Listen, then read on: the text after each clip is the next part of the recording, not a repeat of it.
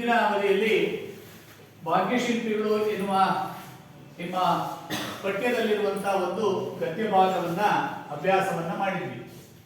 ಅದರಲ್ಲಿ ಇಬ್ಬರು ಮಹಾನ್ ವ್ಯಕ್ತಿಗಳ ಒಂದು ಪರಿಚಯವನ್ನ, ಜೀವನ ಕ್ರಮವನ್ನ ಕುರಿತು ನಾವು ಅಭ್ಯಾಸವನ್ನ ಮಾಡುವಂತಹ ಸಮಯದಲ್ಲಿ ನಾಲ್ವಡಿ ಕೃಷ್ಣರಾಜ ಒಡೆಯರ್ ಅವರ ಬಗ್ಗೆ ವಿಸ್ತೃತವಾಗಿರುವಂತಹ ವಿಚಾರಗಳನ್ನ ತಿಳ್ಕೊಂಡಿದ್ವಿ. ಹೌದಲ್ಲ? ನೆನಪಿದೆಯಾ? ಹಾಗಾದ್ರೆ ಕೆಲವು ಪ್ರಶ್ನೆಗಳನ್ನ ಕೇಳ್ತೀನಿ. ಯಾರಿಗೆ ಗೊತ್ತಿದೆ ಅವರೆಲ್ಲ ಕೈ ಎತ್ತಿ. ನಾಲ್ವಡಿ ಕೃಷ್ಣರಾಜ ಒಡೆಯರ್ ಅವರ ತಾಯಿಯ ಹೆಸರು ಸುಹಾಸ್?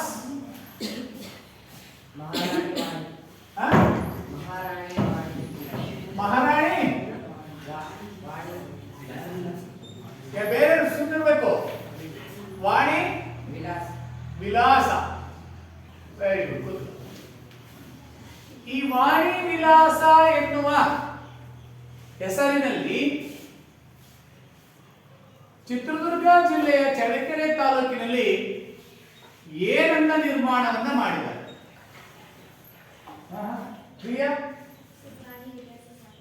ವಾಣಿ ವಿಲಾಸ ಸಾಗರ ಎನ್ನುವಂತ ಏನದು? ಅಣೆಕಟ್ಟೆ. ಹೌದಾ? ಡ್ಯಾಮ್. ಆಯ್ತು. ಈ ಅಣೆಕಟ್ಟನ್ನು ಯಾವ ಹೆಸರಿನಿಂದ ಕರೀತಾರೆ? ಅಭಯ್, ವಾಣಿ ವಿಲಾಸ ಅಣೆಕಟ್ಟನ್ನ ಇನ್ನೊಂದು ಹೆಸರಿನಿಂದ ಕರೀತಾರಪ್ಪ. ಮಾರಿಕಣಿವೆ. Very good. ಮಾರಿಕಣಿವೆ ಎಂಬ ಹೆಸರಿನಿಂದ ಆ ಡ್ಯಾಮ್ ಅನ್ನ ಕರೀತಾರೆ. ಕೂತ್ಕೊಳ್ಳಿ. ನಾಲ್ವಡಿ ಕೃಷ್ಣರಾಜ ಒಡೆಯರ್ ಅವರು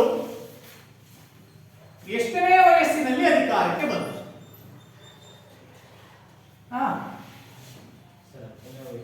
ತಮ್ಮ 10ನೇ ವಯಸ್ಸಿನಲ್ಲಿ ಅಧಿಕಾರಕ್ಕೆ ಬಂದರು.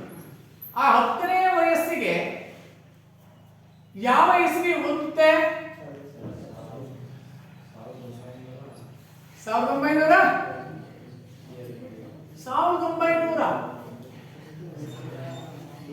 ಅಪ್ಸರಾ, ನೀವು ಹುಟ್ಟಿದ್ರ? ನಾಲ್ವಡಿ ಕೃಷ್ಣರಾಜ ಒಡೆಯರು ಲಾಸ್ಟ್ 1895. Very good. ಯಾವನ ಮಾತಾಡೋದು? ಕೂತ್ಕೊಳ್ಳಿ. ಇವರ ಕಾಲದಲ್ಲಿ ಪ್ರಜಾಪ್ರತಿನಿಧಿ ಸಭೆ ಎನ್ನುವಂತಹದ್ದನ್ನ ಜಾರಿಗೆ ತಂದರು. ಹೌದಲ್ಲ? ಈ ಪ್ರಜಾಪ್ರತಿನಿಧಿ ಸಭೆಯನ್ನ ಜಾರಿಗೆ ತಂದ ವರ್ಷ ಯಾವ? ಗೌರಿ? 1923. ಈ ಪ್ರಜಾಪ್ರತಿನಿಧಿ ಸಭೆಯಲ್ಲಿ ಎಷ್ಟು ಜನ ಸದಸ್ಯರಿರ್ತಾರೆ? ಜ್ಯೋತಿ? 275. ಈ 275 ಜನರಲ್ಲಿ ಎಷ್ಟು ಜನರನ್ನ ಜನರೇ ಆಯ್ಕೆ ಮಾಡ್ತಾ ಇದ್ದಾರೆ? 50? 55?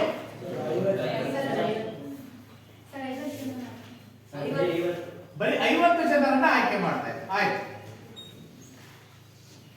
ನಾಲ್ವಡಿ ಕೃಷ್ಣರಾಜ ಒಡೆಯರ ಕಾಲದಲ್ಲಿ ಮೈಸೂರನ್ನ ಎಂತಹ ಮೈಸೂರು ಅಂತ ಕರೀತಾ ಇದ್ದಾರೆ? Very good, very good, very good, very good. Supriya? Very good. ಮಾದರಿ ಮೈಸೂರು ಅಂತ ಕರೀತಾ ಇದ್ದಾರೆ. ಹೌದಲ್ಲ? ಹಾಗಾದ್ರೆ ಮಾದರಿ ಮೈಸೂರು ಅಂತ ಯಾಕೆ ಅದನ್ನ ಕರೀತಾ ಇದ್ದಾರೆ ಯಶವಂತ? ಈ ಕಾಲದಲ್ಲಿ ಇಡೀ ಕರ್ನಾಟಕದಲ್ಲಿ ಯಾವ ಸಂಸ್ಥಾನವೂ ಅಭಿವೃದ್ಧಿ ಹೊಂದಿದ್ದನ್ನು ಮೈಸೂರು ಇವರ ಯಾರು ಹೇಳಿದ್ರು? ಸರ್, ಇವರ ಸಂಸ್ಥಾನ ಹೊಂದಿತ್ತು. ಅದಕ್ಕೆ ಮಾದರಿ ಮೈಸೂರು. ಯಾರಿದ್ರು? ಸರ್, ಅವ್ರ 4 ವರ್ಷದಾಗೆ ಸರ್ ಅವರು ಇದನ್ನ ಮೈಸೂರನ್ನು ಅಭಿವೃದ್ಧಿ ಪಡಿಸಿದ್ದಾರೆ. ಎಲ್ಲಾ ಕ್ಷೇತ್ರಗಳಲ್ಲಿಯೂ ಸಹ ಮೈಸೂರು ಅಭಿವೃದ್ಧಿಯನ್ನ ಹೊಂದುತ್ತಾ ಇತ್ತು. ಬೇರೆ ರಾಜ್ಯದವರು ಅದನ್ನು ನೋಡಿ ಅನುಕರಣಿಸುವುದಕ್ಕೆ ಆರಂಭಿಸಿದ್ರು. ಎಲ್ಲಾ ಕ್ಷೇತ್ರ, ಅದು ರಾಜಕೀಯ ಕ್ಷೇತ್ರ ಆಗಿರ್ಬೋದು, ಧಾರ್ಮಿಕ ಕ್ಷೇತ್ರ ಆಗಿರ್ಬೋದು, ರಾಜಕೀಯ ಆಗಿರ್ಬೋದು, ನೀರಾವರಿ ಆಗಿರ್ಬೋದು, ವಿದ್ಯಾಭ್ಯಾಸ ಆಗಿರ್ಬೋದು, ರೈಲ್ವೆ ಮಾರ್ಗಗಳನ್ನ ಆಗಿರ್ಬೋದು, ಮಹಿಳಾ ಸಬಲೀಕರಣ ಆಗಿರ್ಬೋದು, ಪ್ರಾಥಮಿಕ ಶಿಕ್ಷಣ ಆಗಿರ್ಬೋದು, ಹೌದಲ್ಲ, ಎಲ್ಲಾ ಕ್ಷೇತ್ರಗಳಲ್ಲಿಯೂ ಸಹ ಅಭೂತಪೂರ್ವವಾದ ಬೆಳವಣಿಗೆ ಆಗಿದ್ದರಿಂದ ಅದನ್ನ ಮೈಸೂರು ರಾಜ್ಯವನ್ನ ಮಾದರಿ ಮೈಸೂರು ಅಂತ ಕರೆದರು. ಹಾಗಾದ್ರೆ ನೀವೆಲ್ಲ ಅಲ್ಪ ಸ್ವಲ್ಪ ಓದಿದಿರಿ ಅಂತ ಆಯ್ತು. ಇನ್ನೂ ಹೆಚ್ಚು ಅದನ್ನ ಓದ್ತಾ ಹೋಗ್ಬೇಕು. ಈಗ ಮುಂದಿನ ಇನ್ನೊಬ್ಬ ಮಹಾನ್ ವ್ಯಕ್ತಿ ವಿಶ್ವೇಶ್ವರಯ್ಯ. ಕೂತ್ಕೊಳ್ಳಿ.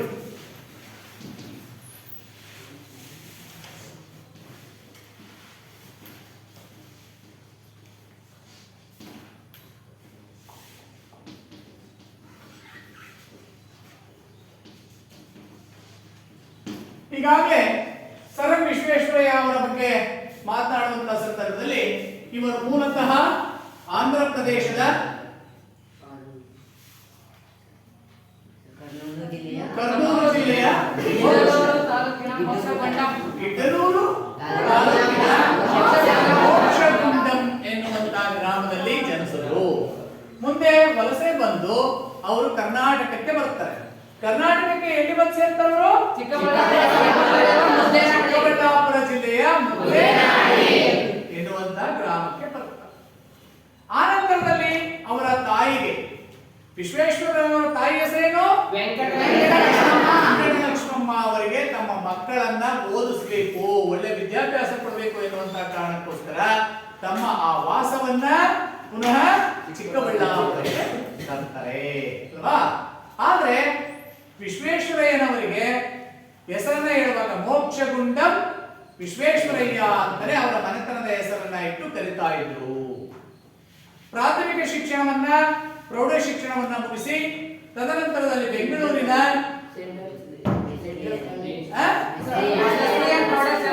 ಎಸ್ಡಿ ಪ್ರೌಢಶಾಲೆ ಮತ್ತು ಪದವಿಯನ್ನ ಅಲ್ಲಿಯೇ ಪಡ್ಕೊಳ್ತಾರೆ. 2 ವರ್ಷದ ಪದವಿಯನ್ನ ಪಡ್ಕೊಂಡು ಮುಂದೆ ಸೆಂಟ್ರಲ್ ಕಾಲೇಜಿನಲ್ಲಿ ತಮ್ಮ ವಿದ್ಯಾಭ್ಯಾಸವನ್ನ ಮುಂದುವರಿಸ್ತಾರೆ ಎನ್ನುವಂತಹ ಭಾಗದವರೆಗೆ ನಾವು ಅಭ್ಯಾಸವನ್ನ ಮಾಡಿದ್ವಿ. ಹೌದಾ? ಓದಿದ್ದೀರಾ? ನೋಡೋಣ. ಸರಿ. ವಿಶ್ವೇಶ್ವರಯ್ಯನವರು 1884ರಲ್ಲಿ ಮುಂಬೈ ಪ್ರಾಂತದ ಲೋಕೋಪಯೋಗಿ ಇಲಾಖೆಯಲ್ಲಿ ಸಹಾಯಕ ಎಂಜಿನಿಯರ್ ಆಗಿ ಸೇವೆಯನ್ನ ಆರಂಭಿಸಿದರು. ಅಸಿಸ್ಟೆಂಟ್ ಇಂಜಿನಿಯರ್, ಲೋಕೋಪಯೋಗಿ, PWD, ಪಬ್ಲಿಕ್ ವರ್ಕ್ ಡಿಪಾರ್ಟ್ಮೆಂಟ್ ಅಂತ ಕರೀತಾರೆ. ಏನಂದ್ರೆ ಡಿಪಾರ್ಟ್ಮೆಂಟ್, PWD ಇಂಗ್ಲಿಷ್ ನಲ್ಲಿ ಪಬ್ಲಿಕ್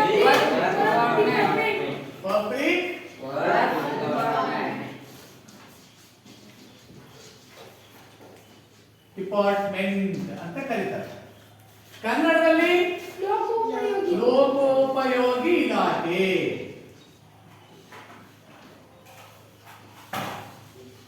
ಇಲ್ಲಿ ಅವರು ಸಹಾಯಕ ಇಂಜಿನಿಯರ್ ಆಗಿ, ಅಸಿಸ್ಟೆಂಟ್ ಇಂಜಿನಿಯರ್ ಆಗಿ ತಮ್ಮ ವೃತ್ತಿಯನ್ನ ಆರಂಭಿಸುತ್ತಾರೆ. ಖಾಂದೇಶ್ ಮತ್ತು ನಾಸಿಕ್ ಜಿಲ್ಲೆಗಳಲ್ಲಿ ಹರಿಯುತ್ತಿದ್ದ ಪಂಜ್ರಾ ನದಿಯ ನೀರಾವರಿ ಕಾಲುವೆಗೆ ತೂಗು ಮೇಲ್ಗಾಲುವೆಯನ್ನು ನಿರ್ಮಿಸುವ ಕಾರ್ಯದಲ್ಲಿ ಯಶಸ್ಸು ಗಳಿಸಿ ಮೇಲಾಧಿಕಾರಿಗಳ ಮೆಚ್ಚುಗೆಗೆ ಪಾತ್ರರಾದರು. ಅಂಡರ್ಲೈನ್. ತಮ್ಮ ವೃತ್ತಿಯನ್ನ ಆರಂಭಿಸ್ತಾ ಇದ್ದಾಗಲೇ ಅವರು ಉತ್ತಮವಾಗಿರುವಂತಹ ಕೆಲಸವನ್ನ ಮಾಡ್ತಾ ಇದ್ರು.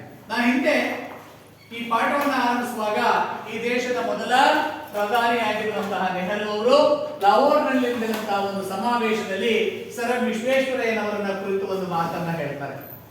ಭಾರತೀಯರಾಗಿರುವಂತಹ ನಾವು ಬಹಳ ಮಾತನಾಡುತ್ತೇವೆ, ಕಡಿಮೆ ಕೆಲಸವನ್ನ ಮಾಡುತ್ತೇವೆ. ಆದರೆ ನೀವು ಇದಕ್ಕೆ ಹೊರತಾಗಿದ್ದೀರಿ, ನೀವು ಕಡಿಮೆ ಮಾತನಾಡುತ್ತೀರಿ, ಹೆಚ್ಚು ಕೆಲಸವನ್ನ ಮಾಡುತ್ತೀರಿ ಎನ್ನುವಂತ ಮಾತನ್ನ ಹೇಳಿದ್ರು. ಹಾಗೆ ವಿಶ್ವೇಶ್ವರಯ್ಯನವರ ಸ್ವಭಾವ ಎಂತದ್ದಪ್ಪ ಅಂದ್ರೆ ಹಿಡಿದ ಹಠವನ್ನ ಬಿಡುತ್ತಿರಲಿಲ್ಲ, ಏಕಾಗ್ರತೆಯಿಂದ ಓದ್ತಾ ಇದ್ರು, ಸಮಾಜ ನಿಷ್ಠೆಯನ್ನ ಪಾಲಿಸಿಕೊಂಡು ಬಂದಿದ್ರು, ಹಿಡಿದ ರಥವನ್ನ ಬಿಡುತ್ತಿರಲಿಲ್ಲ ಅಂತ. ಅದಕ್ಕೆ ಈಗ ಆರಂಭದಲ್ಲೇ ಗೊತ್ತಾಗ್ತಾ ಇದೆ ಅವರು ಲೋಕೋಪಯೋಗಿ ಇಲಾಖೆಯ ಸಹಾಯಕ ನಿರ್ದೇಶಕರಾಗಿ ಇಂಜಿನಿಯರ್ ಆಗಿ ಸೇವೆಯನ್ನ ಆರಂಭಿಸಿದ ಆರಂಭದಲ್ಲೇ ಪಾಂಜ್ರಾ ನದಿಗೆ ಮೇಲ್ಸೇತುವೆಯನ್ನ ಕಟ್ಟದ್ರಂತೆ. ಮೇಲ್ಸೇತುವೆ ಅಂದ್ರೆ ನಿಮಗೆಲ್ಲ ಗೊತ್ತಿದೆ, ಒಂದು ಡ್ಯಾಮ್ ಇರುತ್ತಪ್ಪ, ಒಂದು ಡ್ಯಾಮ್ ಇರುತ್ತೆ ಅಂತ ತಿಳ್ಕೊಳ್ಳಿ.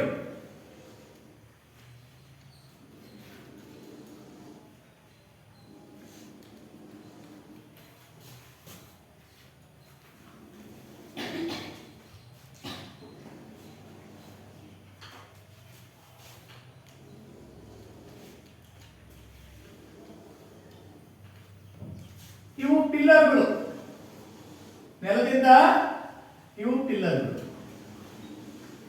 ಇದರ ಮೇಲೆ ಬಟ್ಟಲಾಕಾರದ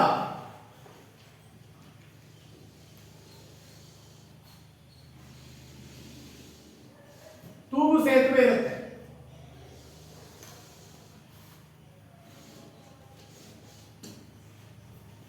ಈ ಮೂಲಕ ನೀರನ್ನು ಹಾಯಿಸ್ತಾರೆ, ನೀರಾವರಿಗೆ ನೀರನ್ನು ಹಾಯಿಸ್ತಾರೆ.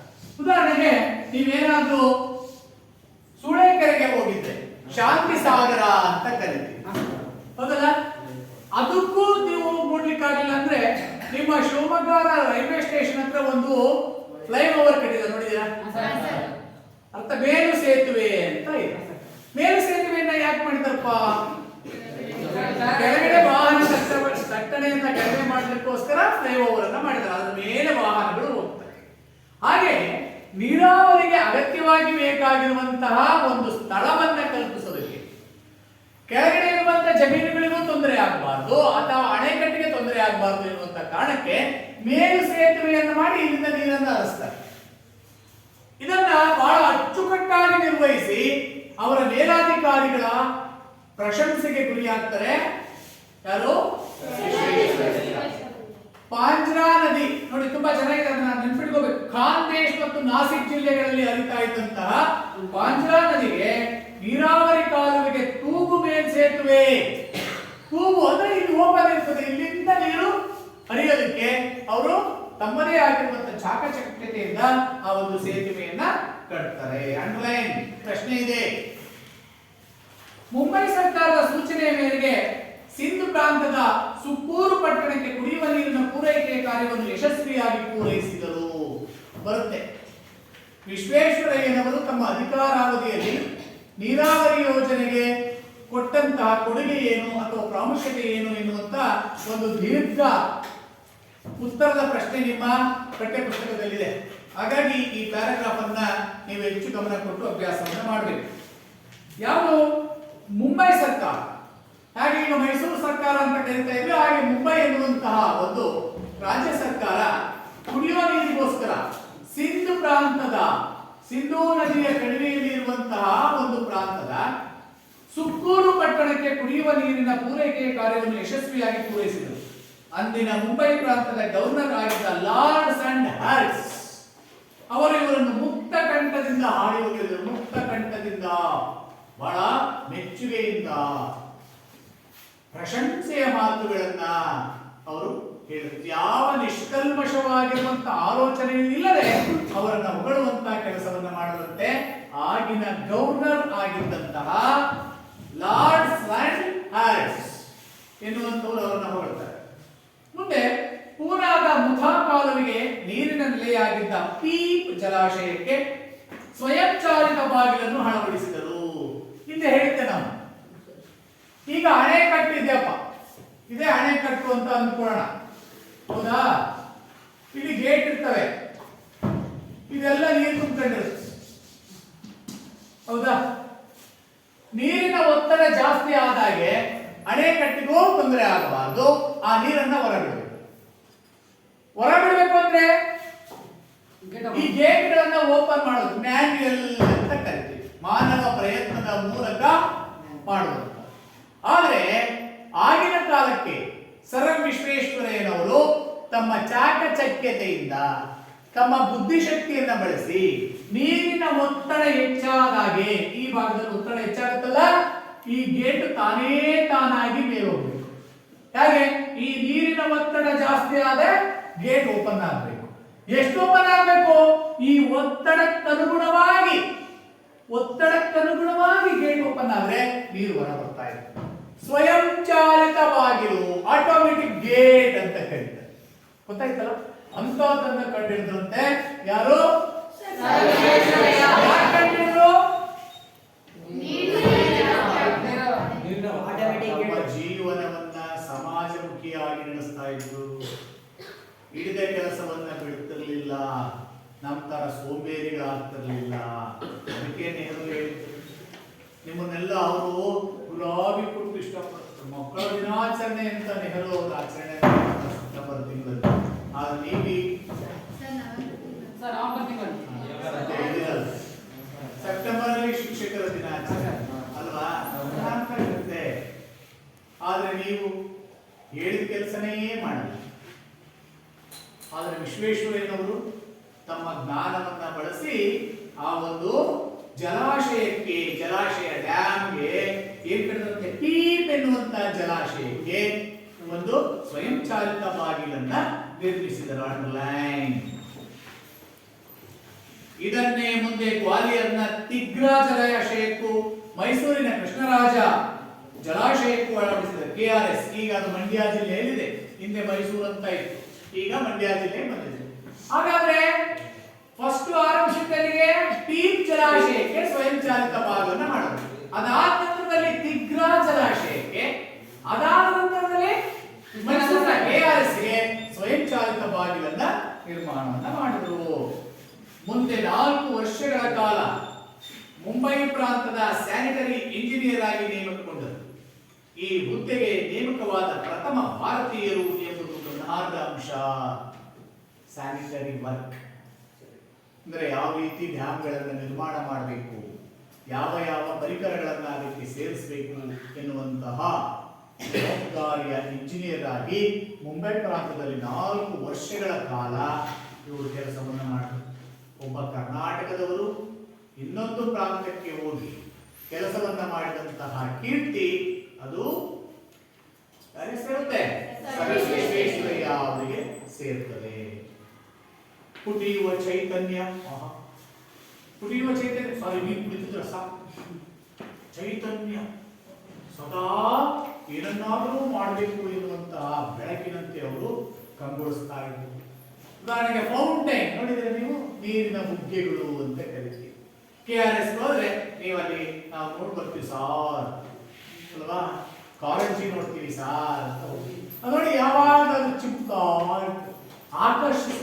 ಹಾಗೆ ವಿಶ್ವೇಶ್ವರಯ್ಯನವರ ವ್ಯಕ್ತಿತ್ವ ಇದು ಹೆಂಗಿತ್ತಂತೆ? ಕುಟಿಯುವ ಚೈತನ್ಯ, ಸದಾ ಏನನ್ನಾದ್ರೂ ಮಾಡಬೇಕು ಎನ್ನುವಂತಹ ಒಂದು ಆಲೋಚನೆ. ನಾಳೆ ಮಾಡುವುದನ್ನು ಹಿಂದೆ ಮಾಡು ಏನಂತೆ? ನಾವೆಲ್ಲ ಏನ್ ಮಾಡ್ತೀವಿ? ಇಂದು ಮಾಡುವುದನ್ನು ನಾಳೆ ಮಾಡು, ನಾಳೆ ಮಾಡುವುದನ್ನು ಮತ್ತೊಮ್ಮೆ ಮಾಡು ಎನ್ನ ಕೆಲಸವನ್ನ. ಆದ್ರೆ ತಿನ್ನೋದು ಸಿಕ್ಕರೆ ಮಾತ್ರ ಈ ಅವಧಿ ಮುಗಿಯದ ಮೇಲೆ ತಿನ್ನುವುದನ್ನು ಈ ಅವಧಿಯಲ್ಲಿಯೇ ಕಾಣದಂತೆ ತಿನ್ನು. ರಾತ್ರಿ ಮಲಗುವುದನ್ನ ಸಂಜೆಯೇ ಮಲಗು. ಹೌದಾ? ನಾಡಿದ್ದು ಬರುವ ಹಬ್ಬವನ್ನು ಇಂದಿನಿಂದಲೇ ಸಿದ್ಧಗೊಳಿಸು. ಅಂದ್ರೆ ಸ್ವಾರ್ಥಿಗಳು ನಾವು, ಯಾವುದಕ್ಕೂ ನಮ್ಮಲ್ಲಿ ಸಮಯ ಇಲ್ಲ, ಸೋಂಬೇರಿಗಳಾಗಿದ್ದೀವಿ. ಆದ್ರೆ ವಿಶ್ವೇಶ್ವರಯ್ಯನವರು ಆಗಲ್ಲ. ಇವತ್ತು ಮಾಡುವ ಕೆಲಸವನ್ನ ಈಗಲೇ ಮಾಡುವಂತಿದ್ರಂತೆ, ನಾಳೆ ಅಂತಾನೆ ಇರಲಿಲ್ಲ. ನೀವೆಲ್ಲ ಅಂತೀರ ಸರ್ ನಡುವ ಕ್ಲಾಸ್ ತಗೊಳ್ತೀರಿ, ನಾಳೆ ತಗೊಳ್ಳಿ ಸರ್, ಆಟ ಆಡ್ತಾರೆ ಸರ್. ಬರೋಲ್ಲ, ಕೈ ನೋಡ್ಕೊಂಡು ಒಂಚೂರು ಕೆಲಸ ಮಾಡೋಣ ಸರ್, ಆಟ ಆಡ್ತಾರೆ ಸರ್, ನಾಳೆ ಮಾಡಿ. ಕೆಲವು ಪಾಪ ಮಕ್ಕಳು ಬರೀ ಅಂದ್ರೆ ಇದೊಂಚೂರು ಮಾಡಲ್ಲ ಮುಗಿಸೇ ಬಿಟ್ರು. ಆ ತರದ ಗುಣ ಸ್ವಭಾವ ಇದು. ಇನ್ನು ಕೆಲವರು ಇರ್ತಾರೆ, ಅವ್ರ ಮೈಗೆ ಯಾವಾಗಲೂ ಎಣ್ಣೆ ಹಚ್ಕೊಂಡಿರ್ತಾರೆ. ರಚನಾ ಕೆಲಸಕ್ಕೆ ಕೆಲಸ ಅಂದ ತಕ್ಷಣ ಮೈಗೆ ಕೊಬ್ಬರೆಣ್ಣೆ ಅಲ್ಲ ಹರಳೆಣ್ಣೆ ಮುಟ್ಟಿದ ಸಾಕು ಹಂಗೆ ಜರ್ಬಿಡ್ಬೋದು. ಅಲ್ಲಿ ಕೆಲಸ ಮಾಡ್ತಾರೆ ಹಿಂಗೆ ನಿಧಾನ ಸರ್ಕೊಳ್ಳೋದು. ಮೇಷ ಆಗಲಿ ತಿರುಗಿದ್ರೆ ಸಾಕು ಮತ್ತೆ ಹಿಂಗೆ ನಿಂತ್ಕೊಳ್ಳೋದು. ಮೇಷ ತಿರುಗಿ ಸಹ ಬಹಳ ಕಷ್ಟ ಸಹ. ಇದು ಮನೆಗೂ ಮಾಡಬೇಕು, ಇಲ್ಲೂ ಮಾಡಬೇಕು, ಕಷ್ಟ. ಮನೆ ಕೆಲಸ ಮಾಡೋದಂತೂ ನೋಡೇ ಇಲ್ಲ ಹೇಳಿ ಅಲ್ವಾ?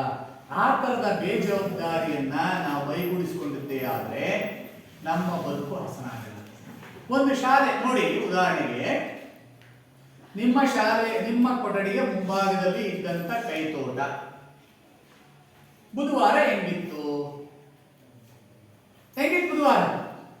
ಹುಲ್ಲು ಹುಲ್ಲು ಬೆಳೆದಿತ್ತು, ಸೊಳ್ಳೆಗಳು ಕೂತ್ಕೊಳ್ತಿದ್ವು, ಹೌದಾ? ಆ ಹುಲ್ಲಿನ ಕೆಳಗಡೆ ಪೇಪರ್ಗಳಿದ್ವು, ಆಮೇಲೆ ಕವರ್ಸ್ ಇದ್ವು, ಅದರೆಲ್ಲ ಇದ್ದು ನೀವು ನೆನ್ನೆ ಕ್ಲೀನ್ ಮಾಡಿದಾಗ ನೀರಿತ್ತು ಅದರಲ್ಲಿ, ಹೌದಲ್ಲ? ಆ ಕೊಳೆಯ ನೀರು ನಿಂತಾಗಲೇ ಅಲ್ಲಿ ಇಡೀ ಬಸ್ ಸೊಳ್ಳೆ ಬೆಳೀತತ್ತು, ಅಥವಾ ಇನ್ನೊಂದು ಯಾವುದೋ ಒಂದು ಸೊಳ್ಳೆ ಬೆಳೆದು ನಿಮಗೆ ಕಚ್ಚಿ ಗಾಯಗೊಳಿಸ್ತಿತ್ತು. ಇವತ್ತು ನೋಡ್ರಿ, ಇವತ್ತು ಯಾವ ಏನಿದೆ ಅಲ್ಲಿ? ಏನೇನು ಇಲ್ಲ, ಎಲ್ಲ ಕ್ಲೀನ್ ಮಾಡ್ಬಿಡಿ. ಅಂದ್ರೆ ಯುವಶಕ್ತಿ ಮನಸ್ಸು ಮಾಡಿದ್ರೆ. ನಿನ್ನೆ ಪ್ರಾರ್ಥನಾ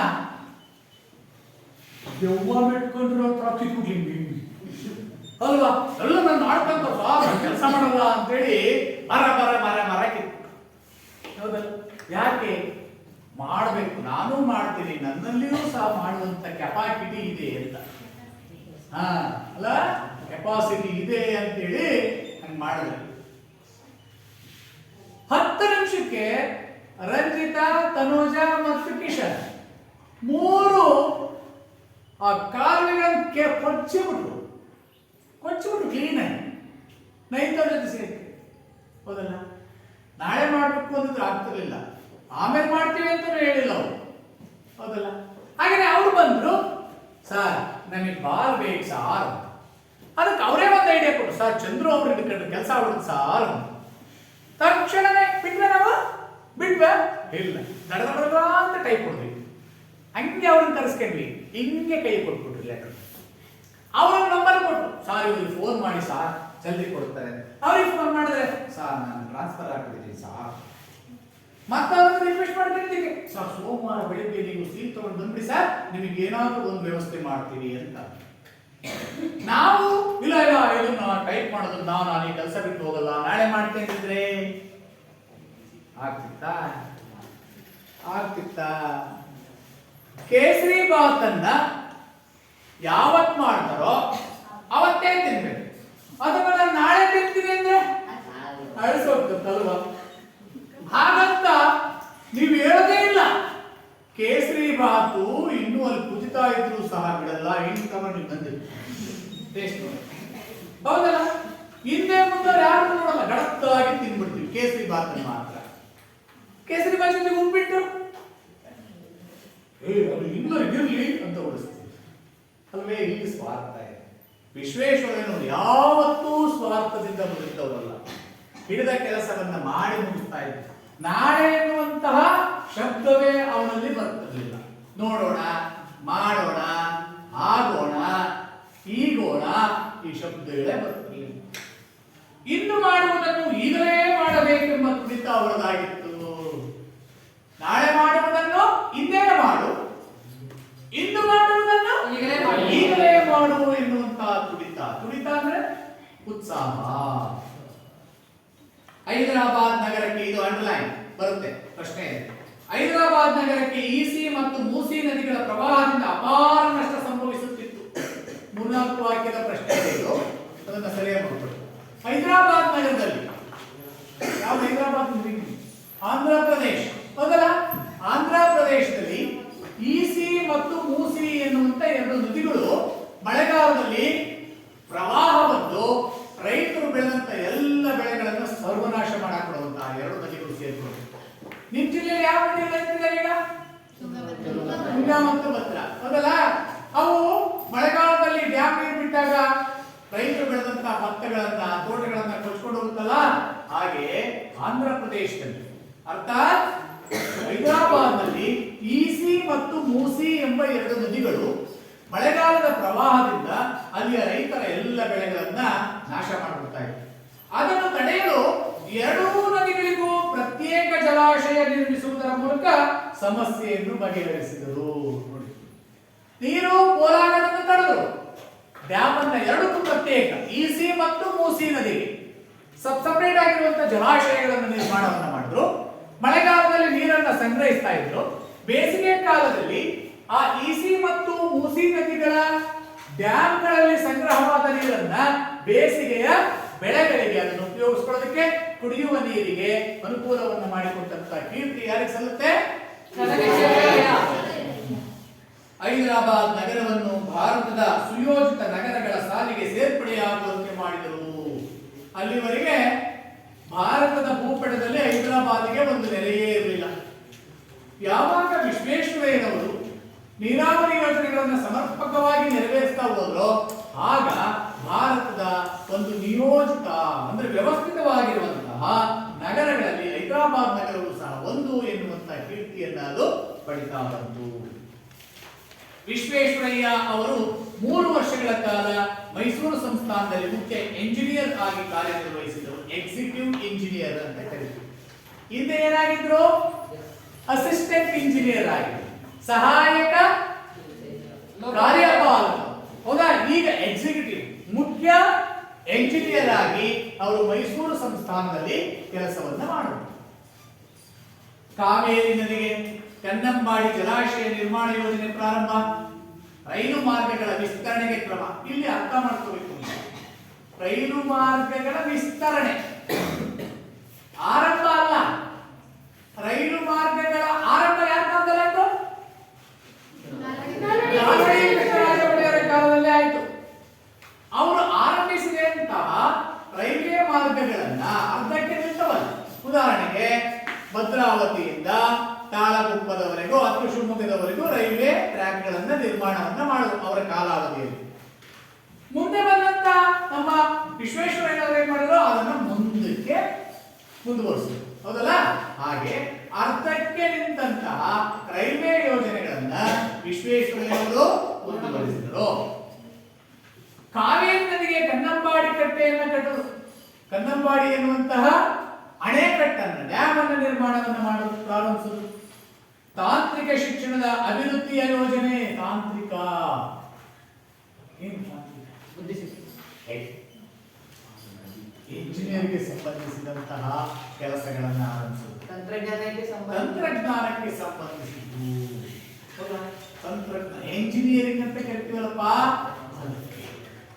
ಮಾರಿಕಣಿವೆ ಜಲಾಶಯದ ನೀರು ಹಂಚಿಕೆಯ ಪುನರ್ ವ್ಯವಸ್ಥೆ. ಮಾರಿಕಣಿವೆಯನ್ನು ಯಾರು ಆರಂಭಿಸಿದ್ರು? ಅಲ್ಲಿ ಇಂತಿಷ್ಟೇ ಜನರಿಗೆ ನೀರು ಕೊಡಬೇಕು ಅಂತ ಒಂದು ವ್ಯವಸ್ಥೆ ಇತ್ತು. ಆದ್ರೆ ಅದು ಸರಿಯಾಗಿ ಆಗ್ತಿರಲಿಲ್ಲ. ಒಂದೊಂದು ಭೂಭಾಗಕ್ಕೆ ಒಂದೊಂದು ಪ್ರದೇಶಕ್ಕೆ ಇಷ್ಟು ನೀರು ಹಂಚಬೇಕು ಅಂತ ಇದ್ರೆ ಆ ವ್ಯವಸ್ಥೆ ಸರಿಯಾಗಿರಲಿಲ್ಲ. ಅದನ್ನ ಪುನರ್ ವ್ಯವಸ್ಥೆ, ಯಾರಿಗೂ ಅನ್ಯಾಯವಾಗದ ರೀತಿಯಲ್ಲಿ ಅಥವಾ ಯಾರಿಗೂ ಹೆಚ್ಚು ಇನ್ಯಾರಿಗೂ ಕಡಿಮೆ ಆಗುವಂತೆ ಅದನ್ನು ಮಾಡಿದರೆ ಎಲ್ಲರಿಗೂ ಆ ಭೂಪ್ರದೇಶದಲ್ಲಿ ಇರುವಂತಹ ಜಮೀನಿಗೂ ಆ ಭೂಪ್ರದೇಶದಲ್ಲಿ ವಾಸಿಸುವಂತಹ ಜನಸಂಖ್ಯೆಗೆ ಅನುಗುಣವಾಗಿ ನೀರನ್ನ ಹಂಚುವಂತಹ ಕೆಲಸವನ್ನ ಮಾಡಿದ್ದು ವಿಶ್ವೇಶ್ವರಯ್ಯನವರ ಒಂದು ಸಾಧನೆ ಆಗಿತ್ತು. ಇವೆಲ್ಲ ಅವರ ಅಭಿವೃದ್ಧಿ ಕಾರ್ಯಗಳ ಕುರುಹು. ಕುರುಹು ಅಂದ್ರೆ ಏನಪ್ಪ? ಕುರುಹು ಕುರುಹು ಅಂದ್ರೆ ಗುರುತು ಅಂತ, ಪಳಿಯುಳಿಕೆ ಅಂದ್ರೆ ಅವಶೇಷ ಅಂತ. ಕುರುಹು ಅಂದ್ರೆ ಗುರುತು. ಅವರು ಮಾಡಿದಂತಹ ಕೆಲಸಗಳಿಗೆ ಸಾಕ್ಷಿ. ಕುರುಹು ಅಂದ್ರೆ ಗುರುತು ಅಥವಾ ಸಾಕ್ಷಿ, ಎರಡು ಬರ್ತದೆ. ಮೈಸೂರು ಸಂಸ್ಥಾನದ ಮಹಾರಾಜರಾಗಿದ್ದ ನಾಲ್ವಡಿ ಕೃಷ್ಣರಾಜ ಒಡೆಯರು ವಿಶ್ವೇಶ್ವರಯ್ಯ ಅವರನ್ನು ದಿವಾನರನ್ನಾಗಿ ನೇಮಿಸುವ ಮೂಲಕ ಹೊಸ ಮನ್ವಂತರಕ್ಕೆ ಅಡಿಪಾಯ ಹಾಕಿದರು. ದಿವಾನ ಏನಪ್ಪ? ದಿವಾನ ಅಂದ್ರೆ ಮಂತ್ರಿ. ಮೈಸೂರು ಸಂಸ್ಥಾನದ ಮಂತ್ರಿಯನ್ನಾಗಿ ನೇಮಿಸಿದ ಯಾರು? ನಾಲ್ವಡಿ ಕೃಷ್ಣರಾಜ ಒಡೆಯರ್. ಮನ್ವಂತರ ಅಂದ್ರೆ ಹೊಸ ಯುಗ. ಒಂದು ಬರ್ಕಬೇಕಲ್ಲಿ. ಮನ್ವಂತರ ಅಂದ್ರೆ ಹೊಸ ಯುಗಕ್ಕೆ. ಆಡಳಿತದಲ್ಲಿ ಹೊಸ ಮಾದರಿಯನ್ನು ಅನುಷ್ಠಾನಗೊಳಿಸಿ ಕಚೇರಿಯ ಕೆಲಸ ಕಾರ್ಯಗಳಲ್ಲಿ ಸುಧಾರಣೆ ತಂದರು. ಅಷ್ಟೇ ಅಲ್ಲದೆ ದಕ್ಷತೆ ಮತ್ತು ಪ್ರಾಮಾಣಿಕತೆಗೆ ಒತ್ತು ನೀಡಿದರು. ಸಂಸ್ಥಾನದಲ್ಲಿ ಸ್ಥಳೀಯ ಮಟ್ಟದಲ್ಲಿ ಕೇಂದ್ರೀಕೃತವಾಗಿದ್ದ ನ್ಯಾಯಾಂಗ ಮತ್ತು ಕಾರ್ಯಾಂಗಗಳ ಅಧಿಕಾರವನ್ನು ಪ್ರತ್ಯೇಕಗೊಳಿಸಿದರು. ಹಿಂದೆ ಒಂದೇ ವ್ಯವಸ್ಥೆಯ ಅಡಿಯಲ್ಲಿ ನ್ಯಾಯಾಂಗ ಮತ್ತು ಕಾರ್ಯಾಂಗ ಇರ್ತಾ ಇತ್ತು. ಹೀಗೆ ವಿಧಾನಸಭೆಯಲ್ಲಿ ಮೇಲ್ಮನೆ, ಮನೆಯ ಮನೆ. ಹೌದಲ್ಲ?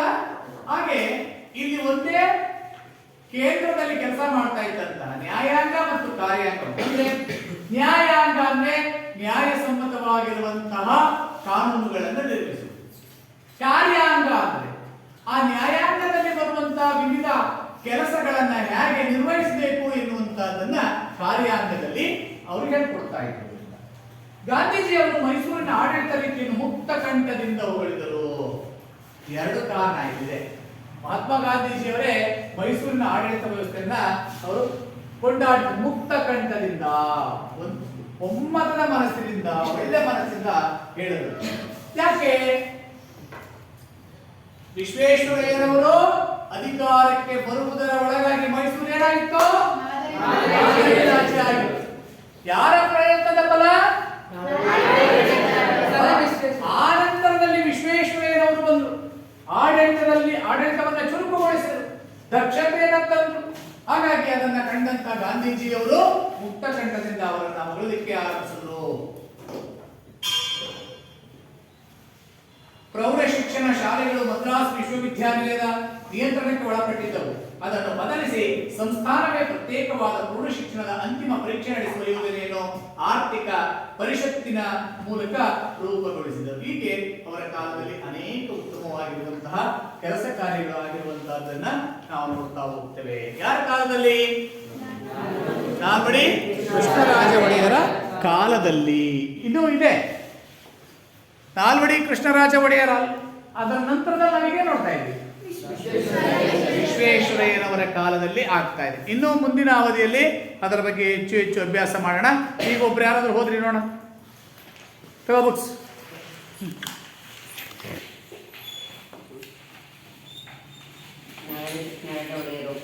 ಮೈಸೂರು ಸಂಸ್ಥಾನದ ಒಡೆಯರು